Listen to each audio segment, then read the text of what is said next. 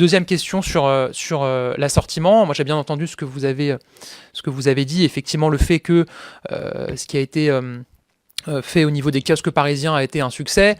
Moi, ce que je comprends des échanges que j'ai pu avoir avec certains acteurs, c'est que ça a été tenté pour d'autres types d'enseignes, les supermarchés, les magasins culturels, et que par contre, là, ça a bloqué.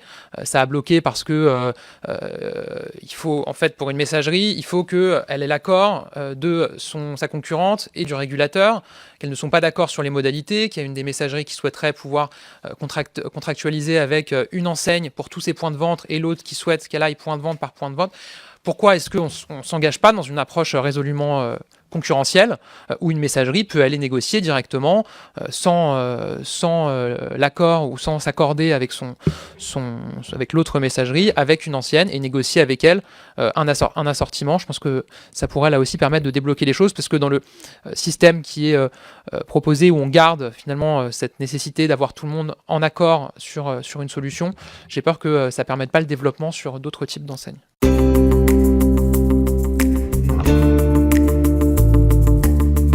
Sur l'assortiment, ça a bloqué, en effet. Et c'est vrai qu'il y a un problème un peu de principe, c'est que vous avez deux messageries, et ensuite vous avez un système collectif, et vous avez des kiosques. Bon.